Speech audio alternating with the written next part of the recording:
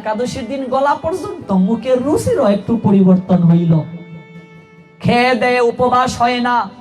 সনাতন গোস্বামী পাদ হরিভক্তি বিলাস গ্রন্থে স্পষ্টভাবে বলে দিয়েছেন, অসমর্থ অপারগ ব্যক্তি যারা কেবল তারাই অনুকল্প গ্রহণ করে একাদশী করবে। জলেরও পরিমাণ আছে, সবজি ফলমূল অর্থাৎ আগুন দ্বারা ব্যবহৃত কোনো দ্রব্যাদি গ্রহণ করা যাবে না। সবজি আগুন দিয়ে করো না কাঁচা কাঁচা খাও? তাহলে আগুন জ্বালিয়ে খাচ্ছ। ফলমূলের পরিমাণ আছে, কোন সময় খাইবা তারও পরিমাণ আছে। সকাল 10টার পর খাইলে হইতো না। আমরা ছোটবেলা মা দেখতাম একাদশী রাখতেন, আমাদের পাড়ার এরা একাদশী রাখতেন, রাত্রে জাগরণ করতেন। আমরা মার লগে ছোটবেলায় যাইতাম। কেন জানেন? কারণ আছে, খাওয়ানির লুটে। একাদশীতে জাগরণ যার বাড়ি তার একেবারে খরচ বাড়ি গেছে। কেন? কারণ সেমাই, বনফুলের লাচ্ছি, সুজি, লুচি, রুটি, আলুর দম। ও মা আমিও যাই, তোর যেমন ঘুমা, তোমরা যে খানি খাও আমারও যাওন লাগবো। খানির লোভে যাইতাম।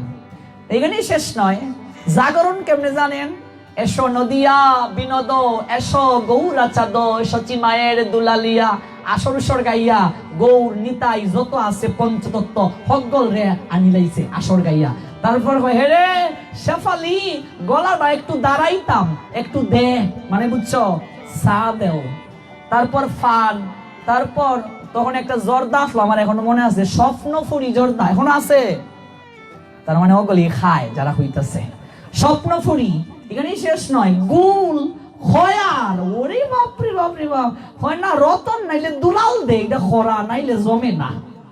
হাতের আঙ্গুলো চুন, এটা আবার একাদশী, এটা একাদশী পেলাম তো হক গল তিনি একাদশী করুন যাইব। খাউনের চাল দিয়া অন্ন কইরা খানি আর সবজি বাদামের তেল আর ঘি দিয়া, এটা তো ডেইলি একাদশী করুন যায়। এটা একাদশী একাদশী নয়, রেগুলার একাদশী করা যাবে। জলের পরিমাণ আছে, কতটুকু জল খাবে। ফলের পরিমাণ আছে, অনুকল্প, অনু মানে একেবারে অল্প। আজকে আমাদের সাধু সমাজে পর্যন্ত পেট ফাটিয়ে খাওয়াচ্ছে। আমার পরম গুরুদেব ছিল ভক্তি কুসুম শ্রমণ গোস্বামী, জগৎ গুরু প্রভুপাদ ভক্তি সিদ্ধান্ত সরস্বতী ঠাকুরের শিষ্য, ঢাকা বিক্রমপুর জমিদারের সন্তান ছিলেন। তৎকালীন সময়ে বিলাত ফেরত তার 4টা ডিগ্রি ছিল। 83 বছর জগতের বুকে প্রকটিত ছিলেন। 64টা গৌড়ীয় মঠকে তিনি সভাপতি রূপে প্রভুপাদ ভক্তি সিদ্ধান্ত সরস্বতী ঠাকুরের অবর্তমানে নেতৃত্ব দিয়েছেন। সেই ছিল ভক্তি কুসুম শ্রমণ গোস্বামী মহারাজ। নির্জলা একাদশী ব্রত দেখেছেন। দেহ রাখার আগের দিন পর্যন্ত তিনি ভগবানের বিগ্রহের শৃঙ্গার করেছেন। আমার গুরুদেব জগৎগুরু প্রভুপাদ ভক্তি সিদ্ধান্ত সরস্বতী ঠাকুরের প্রশিষ্য ছিল ভক্তি কুসুম শ্রমণ গোস্বামী মহারাজের অতীব প্রিয় ভাজন শিষ্য ছিল ভক্তি প্রপন্ন জ্যোতি গোস্বামী। আমাদের প্রত্যেক শিষ্যকে ডাইরেক্ট নির্দেশ, বছরে 365 দিনের 24টা দিন ভগবানকে দিয়ে দেবে, কোনো আহার করা যাবে না। 1 লক্ষ জপ করার চেষ্টা করবে একাদশীতে, আমাদের প্রতি নির্দেশ। একটা দিন ভগবানকে দিয়ে দাও।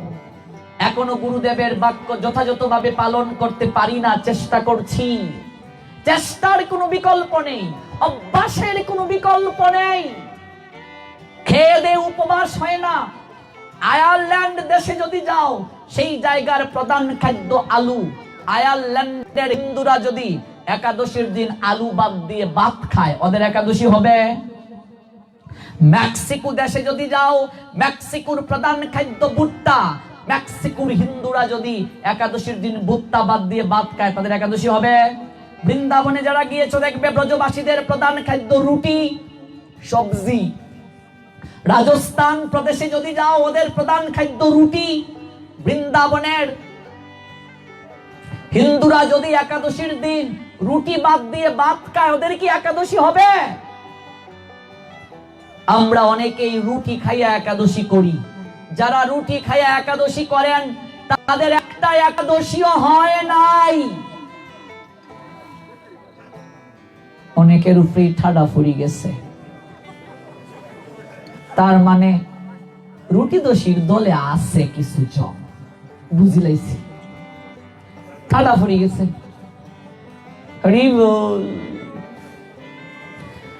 তাহলে আমরা বাঙালি, আমাদের প্রধান খাদ্য ভাত। আমরা একাদশীর দিন যদি ভাত বাদ দিয়ে রুটি খাই, আমরা একাদশী হবে কি না?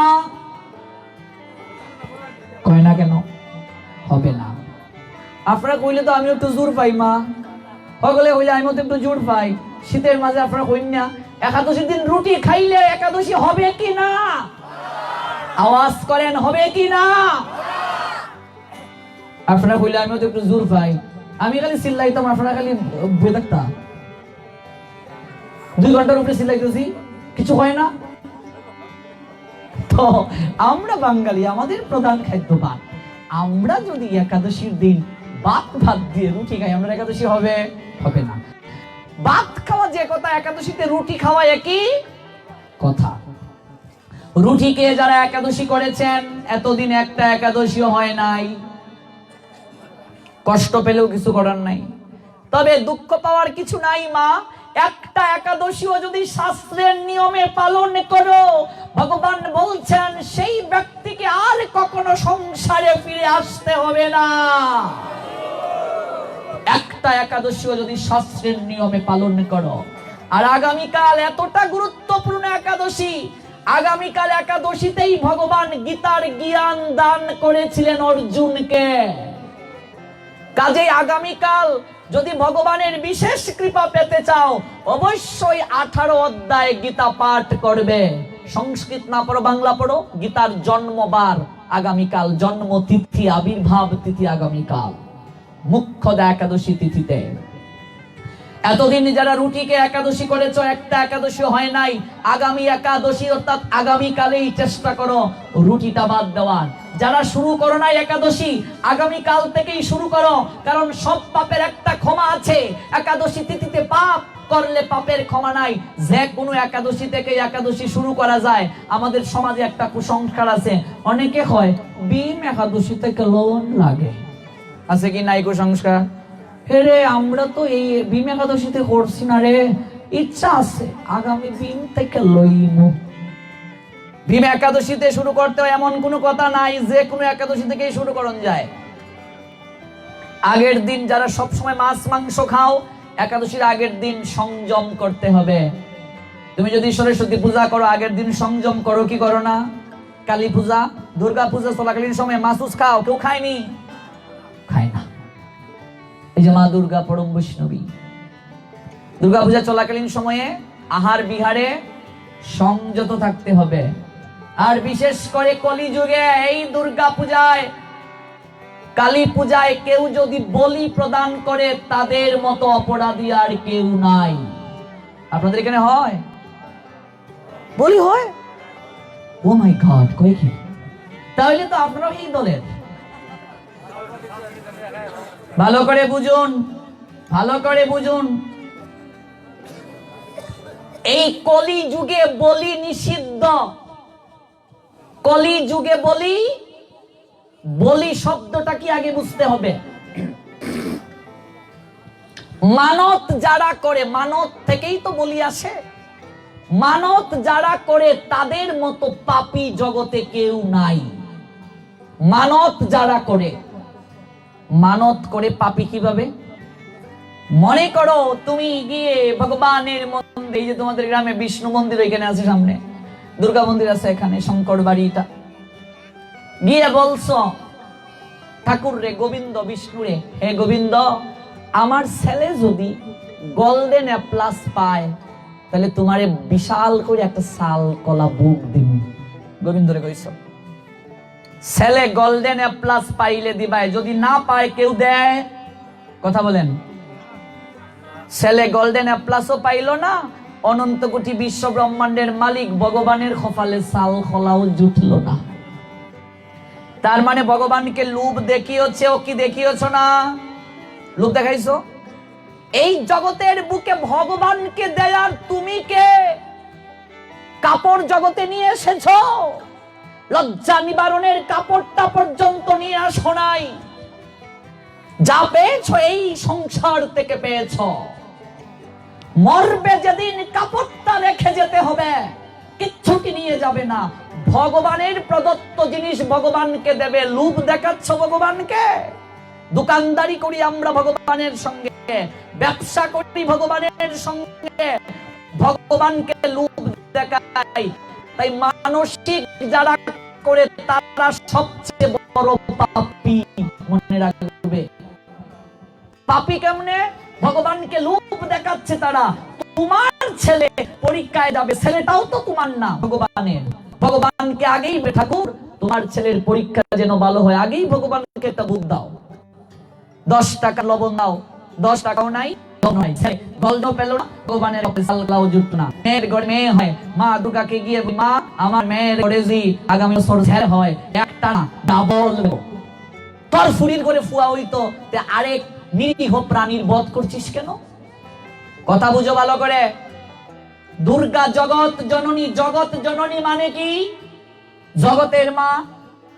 ছাগল ফাটা মহিষের মা কি মানা? কথা বলেন না কেন? ছাগলের মা কি মানা? জগৎ জননী মানে কি? জগতের মা। ছাগলের মা কি মানা? দুর্গা।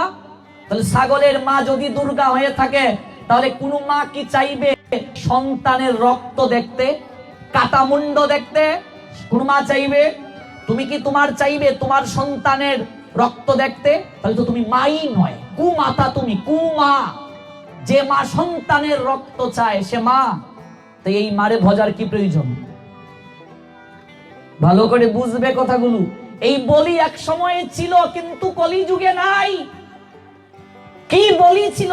সময় থাকলে এগুলো বিস্তারিত ব্যাখ্যা করতাম, যেহেতু প্রসঙ্গে এসেই গেছে এবং আপনারাও দিচ্ছেন, কাজে এটার একটা অবশ্যই সুস্পষ্ট শাস্ত্রীয় ব্যাখ্যা জানা প্রয়োজন। মনে রাখবে, মা দুর্গাকে লক্ষ বলি দিয়ে সুরত মহারাজ পূজা করেছিল। জানো সেই ঘটনা? সুরত মরা যাওয়ার পর 1 লক্ষ পাঠার আত্মা সুরত মহারাজকে তাড়া করেছে। সুরত মহারাজ মা দুর্গাকে স্মরণ করছেন, মা মা মা আইছেন, আমার ডাকছিস কেন? মা দেখো 1 লক্ষ পাঠা আমাকে তাড়া করছে, আমি তো তোমার সন্তুষ্টির জন্য ওদেরকে বলি দিয়েছি মা। দুর্গা মা বলছেন, আমি কি তোরে কইছিলাম বলি দিতে? মা দুর্গা ইয়া কয়নি তোমারে বলি দিতে, তো তুমি কেন দাও? ডান্ডার বাড়ি একটাও মিস পড়তো না। হ্যাঁ মনে রাখবে। সুরত মহারাজ বলছেন, আমি কি তোকে বলেছি দেওয়ার জন্য? না মা। তাহলে তুই দিলে? এই 1 লক্ষ পাঠা শাস্তি দেওয়ার পর মা তাকে গ্রহণ করেছিলেন। পুরাণ পড়ে দেখো ভালো করে। মা কালীর প্রধান ভক্ত রাম প্রসাদের মতো আর কেউ ভক্ত আছে? রামকৃষ্ণ পরমহংসদেব, বামা খেপা, রামপ্রসাদ, বিবেকানন্দ, তাদের মতো কি ভক্ত কেউ আছে? সেই রামপ্রসাদ কি বললেন? ভয়ঙ্করী রূপী দরে মা দাদাস না তুই এলো কেসি, তুই যে আমার শ্যামা মাগো হরে মাতৃ রূপে ভালোবাসি। ভয় লাগে তোর ওই রূপ দেখে, সদা যেন থাকিস রনে, মুন্ডমালা ফেলে হাতে নিয়ে যায় না শ্যামের বাসি। রামপ্রসাদের মতো ভক্ত খুব কম। রামপ্রসাদ বন দিয়ে যাচ্ছেন, এক সময় নরবলি দেয়া হতো। এগুলো পেয়েছো? নরবলি, মানুষ বলি দিত। রামপ্রসাদকে দেখে বলছে বাহ, খুব সুন্দর তো পেয়েছি রে, একটা পাগলের মতো গান গাইছে। ধর ওকে, ভালো করে, এই আমায় কোথায় নিয়ে যাচ্ছ? কথা বলিস না, তোকে মায়ের ভুগে লাগাবো। মায়ের ভুগে? বাহ, কি আনন্দ, আমি তো মায়ের গুণগান সবসময় করি, আমি মায়ের পাগল ছেলে, মায়ের ভুগে আমি লাগবো, আরে কি আনন্দ, এর চেয়ে পরম সৌভাগ্যের কি হতে পারে? স্নান করে এই সাষ্টাঙ্গে প্রণাম কর। রামপ্রসাদ তো মায়েরই ভক্ত, পাগল ছেলে মায়ের। লম্বা হয়েছে, যেই খড়গ তুলেছে, মা কালী স্বয়ং প্রতিমা থেকে বের হয়ে আসছেন। এই কাকে বলি দিচ্ছিস রে? তোদের মতো অসুরদেরকে আজকে শাস্তি দেওয়ার জন্য আমার উগ্র রূপ, ওই মুন্ড আমি গলার মাঝে ধারণ করছি। ওরে রামপ্রসাদ আমার প্রাণ হয়ে রে, প্রাণ। যে রামপ্রসাদ মার এতটা ভক্ত, সে পর্যন্ত বলি বিরুদ্ধে বলে গেল, আর তুমি আজও বলি দাও? তুমি কি রামপ্রসাদের চেয়ে মায়ের বড় ভক্ত হয়ে গেছো? রামকৃষ্ণ পরমহংস দেবের চেয়ে বড় ভক্ত হয়ে গেছো, বিবেকানন্দের চেয়ে বড় ভক্ত হয়ে গেছো মায়ের, বামাকে পারছে বড় ভক্ত হয়ে গেছো। যে রামকৃষ্ণের হাতে সেই মা নিজে সন্দেশ খেয়েছিলেন, আছে না প্রমাণ? তুমি তার চেয়ে বড় ভক্ত হয়ে গেছো। নিজের ইন্দ্রিয় তৃপ্তির জন্য যারা বলি প্রদান করে, মাংস, মাম মানে আমাকে, স মানে সে, এই জন্মে তুমি যাকে খাবে, পরবর্তী জন্মে সে তোমায় খাবে। গীতায় ভগবান নবম অধ্যায়ে বলছেন, মানুষ যে যে ভাব নিয়ে মরে, পরবর্তী জন্মে সেই ভাবে তার দেহ হয়। আচ্ছা, একটা পশুকে যখন বলি দেয়া হবে, যে লোকটা বলি দিচ্ছে সে কার কথা ভাববে? ছাগলের কথা, তাই তো? পাঠার কথা, পাঠাটা যেন বলি যেন না লাগে, ঠিক ঠিক না? যে বলি দিচ্ছে রামদা হাতে নিয়ে, সে কার কথা ভাববে? ছাগল কিংবা পাঠার কথা। আর পাঠার মুখ যে তুমি বেঁধেছো, ছাগলের মুখ যে বেঁধেছো, এ ছটফট করছে, তোমাকে কিছু বলছে কি বলছে না? ভালো করে বুঝো, অনুভূতিতে আনো। তার বাসায় নিশ্চয়ই বলছে, আমরা ব্যাককলের মতো ঢাক বাজাই, আনন্দ। ছাগলটা কার কথা চিন্তা করছে? যে লোকটা তাকে বেঁধেছে তার কথা, যে লোকটা তাকে মারবে তার কথা। তাহলে গীতায় ভগবান বলছেন, মৃত্যুর সময় যে ভাব নিয়ে মরবে সেই ভাবে তার দেহ হবে। ছাগল মানুষ হবে, আর যে বলি দিচ্ছে সে ছাগল হয়ে জন্ম নেবে। এটা গীতার কথা। যারা বলিতে মানত করবে, যারা পাঠা কিনবে, যারা গাছ কাটবে, যারা পাঠার মুখ বাঁধবে, যারা ঠ্যাং ধরবে, যারা রামদা দিয়ে কুপাবে, যারা খাবে, যারা রান্না করবে, যারা পরিবেশন করবে, যারা থাল বাসন ধুবে, উভয়কে শাস্তি পেতে হবে। কেউ ইচ্ছা আছে ঠ্যাং ধরার? থাকলে ধরতে পারো, আমার বাধা নেই। শাস্ত্রের কথা বলে যাবে, তুমি পালন যদি করো মঙ্গল হবে, না পালন করলে অমঙ্গল হবে। তবে মনে রেখো, তোমারও কিন্তু সন্তান ভগবান দিয়েছেন, এইটা ভেবে বলিটা দেবে। তোমারও কিন্তু সন্তান ভগবান দিয়েছেন, মনে রাখবে এই কথাটা সর্বদা, তোমারও সন্তান ভগবান দিয়েছেন। একটা অবুঝ সন্তানের কুল খালি করছো, প্রাণ দেওয়ার অধিকার তোমার আছে, তাহলে নেওয়ার অধিকার কে দিয়েছে তোমায়? বলি কলিযুগে সম্পূর্ণভাবে নিষিদ্ধ। যে গৌর হরি এই কলিযুগে প্রেম ধর্ম প্রতিষ্ঠিত করেছেন, বলি যে পূজায় হয় সেটাকে তামসিক পূজা বলে, সেই পূজার প্রসাদ পর্যন্ত গ্রহণ নিষেধ, সেই পূজাতে অঞ্জলি দেওয়া নিষেধ, এমনকি সেই পূজায় চাঁদা দেওয়া পর্যন্ত নিষেধ। তুমি যদি ওই পূজায় টাকা দাও, তাহলে তুমিও সেই পাপ কার্যে অংশগ্রহণ করবে। কারণ দান তিন প্রকার, সাত্ত্বিক, রাজসিক, তামসিক। কমিটি বৃন্দ যদি বলে, তোমারে কি তা আনছি আমরা রে এইরকম বাস দেওয়ার লেগিয়া, আমার করার কিছু নাই।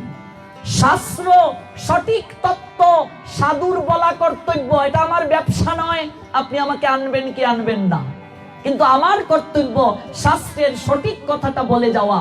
পালন যদি তুমি করো তাহলে তোমার মঙ্গল হবে। দুর্গা যিনি বৈষ্ণবী, দুর্গা কি? কোন জায়গায় তুমি কি দেখাতে পারবে দুর্গা পাটা খাইছে? যদি দেখাতে পারো, কোনদিন আর এই ব্যাস আসনে আমি বসবো না। আর যদি না দেখাতে পারো, তোমাকে শাস্তি হবে। তাহলে এই আসলো থেকে এগুলো প্রশ্ন আসতে পারে না? এই বলির প্রথা, বলি এই যে দুর্গা, কালী, সরস্বতী ইত্যাদি পূজা, বিশৌরী পূজা, তিনটা প্রক্রিয়ায় করা হয়: সাত্ত্বিক, রাজসিক, তামসিক। তমগুণী মানুষ যারা যারা মাছ মাংস ছাড়া একদম থাকতে পারে না, তাদের জন্য একটা বিধান দিয়েছিল শাস্ত্র। ওরা অন্তত অমাবস্যায় মা কালীর পূজা করে বলি দেবে, দিয়ে গ্রহণ করবে, অন্তত আহারটাকে সীমিত করার জন্য। এবার গীতায় তিনটা গুণ আছে: সত্য, রজতম, গুণত্রয় বিভাগ যুক্তা পড়বে, ত্রয়োদশ অধ্যায় পড়বে, চতুর্দশ অধ্যায়, এগুলো সবটি পড়ো। ক্ষেত্র ক্ষেত্রজ্ঞ বিভাগ যুগ পড়ো, গুণত্রয় বিভাগ যুগ পড়ো, সমস্ত অধ্যায় পড়ো, তাহলে দেখবে এগুলো শাস্ত্রের কথা। অত্যন্ত তমগুণী যারা যারা ঘুমায় বেশি, যারা ওই যে পচা বাসি খাবারের প্রতি আকৃষ্ট, মাছ মাংসের প্রতি আকৃষ্ট, অন্তত তাদের আহারটাকে পরিমিত করার জন্য এরকম একটা বিধান দিয়েছিলেন। কিন্তু ওই বলির সময় যে মন্ত্রটা বলা হয়, বলির বিধান শাস্ত্রে ছিল, কিন্তু এটা আমাদের জন্য নয়, এটা কাদের জন্য? তমগুণী মানুষদের জন্য। তাহলে আবার তোমাকে বিচার করতে হবে, তুমি কোন গুণের মাঝে পড়ো, সত্য, রজ না তমগুণের মাঝে পড়ো, তোমাকে বিচার করতে হবে। তাছাড়া একটা প্রাণ হরণ করা, একটা প্রাণকে বধ করে পূজা, এটা কোনো মা চায় না। মা দুর্গা, মা কালী, এগুলো তারা কখনো চায় না। মাকে তুমি যে রূপে কল্পনা করবে, মা সেই রূপে তোমার কাছে আসবে। যদি বৈষ্ণবী রূপে কল্পনা করো, মা বৈষ্ণবী রূপে তোমার কাছে আসবে। মাকে যদি রাক্ষসী রূপে কল্পনা করো, মা রাক্ষসী রূপ নিয়ে তোমার কাছে আসবে। এই জন্য রামপ্রসাদ মায়ের কাছে প্রার্থনা করেছেন, এত বড় মায়ের ভক্ত, ভয়ঙ্করী রূপ ধরে তুই দারাস নে মা এলোকেশী, তুই যে আমার শ্যামা মাগো, মাতৃরূপে ভালোবাসি, ভয় লাগে তোর ওই রূপ দেখে, সদা যেন থাকিস রণে, মুন্ডু মালা ফেলে হাতে নিয়ে আয় না শ্যামের বাসি।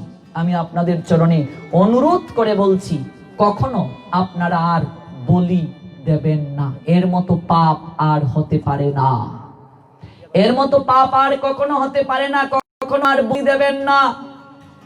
এটা অত্যন্ত গর্হিত একটা কাজ। কলিযুগে বলি নিষেধ। চৈতন্য মহাপ্রভু যেখানে বৃক্ষ লতা গুল্ম পশু পাখি সবাইকে পর্যন্ত প্রেম দান করার কথা বলছেন, সেখানে বলির কথা তো প্রশ্নই উঠে না। এই যুগের ভগবানকে গৌরহরি চৈতন্য মহাপ্রভু, চৈতন্য মহাপ্রভু কি বিধান দিয়েছেন? বলির কথা বিধান দিয়েছেন। তাহলে আমরা এটা কি করছি? কিন্তু অবাক হলাম আপনাদের, এখন তো বলি প্রায় জায়গায় নাই বললেই চলে, উঠে গেছে। আমরা এখনো সেই দলে আছি। বলির প্রসাদ পর্যন্ত গ্রহণ করা নিষেধ, বলির পূজাতে অঞ্জলিও নিষেধ, তাহলে সেটা তামসিক পূজা বলে গণ্য। বলির পূজাতে দান দক্ষিণা পর্যন্ত নিষেধ। কারণ যদি দান করো, তাহলে তোমার সেই টাকা তামসিক কার্যে গেল, কোনো পুণ্য কৃপা তোমার হবে না, পুণ্য হবে না। বলির পূজায় যদি তুমি টাকা দাও, তাহলে এটা পাপ কার্যে অংশগ্রহণ করলো, তোমার টাকা পাপ কার্যে অংশগ্রহণ হলো। আজকে তুমি যে একজন ভিক্ষুককে, সাধুকে দান করছো টাকাটা, এটা তোমাকে ভাবতে হবে ওই টাকাটা দিয়ে নিয়ে সে কি করে। তোমার টাকা দিয়ে যদি কেউ গিয়ে মদ খায়, গাঁজা খায়, তাহলে তোমার অকল্যাণ হবে। দান সৎ পাত্রে করতে হয়। এই জন্য একটা প্রবাদ আছে, সৎ পাত্রে দান করো, করা যাবে না। বলি সম্পূর্ণভাবে নিষেধ। তবে এই যে বলির প্রথা, শাক বলি দেওয়ার কথা বলছে। শাক শব্দের অর্থ কি? শাক সংস্কৃত শব্দ। শাক শব্দের অর্থ রিপু। কাম, ক্রোধ, লোভ, মোহ, মদ, মাৎসর্য, 6টা রিপু।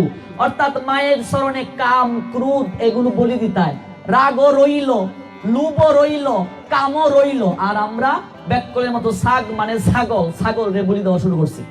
আমার রাগও রইল, লোভও রইল, কামও রইল, আর এগুলো বলি দিতে পারলাম না, আর একটা নিরীহ প্রাণীকে বধ করে দিলাম। অর্থাৎ বলি দেওয়ার অর্থ মানে তোমার কাম, ক্রোধ, লোভ, মোহ, মদ, মাৎসর্য এগুলোকে বলি দিতে মায়ের চরণে, যে মা আমার এই সমস্ত কিছু তোমার চরণে বলি দিলাম। এবার কামও রইল, ক্রোধও রইল, লোভও রইল, মোহ, মদ, মাৎসর্য সব রইল। আমরা নিজের জিহ্বার লালসায় পাঠাকে বলি দেই, ছাগলকে বলি দেই, বিশৌরি পূজায় হাঁস বলি দেই।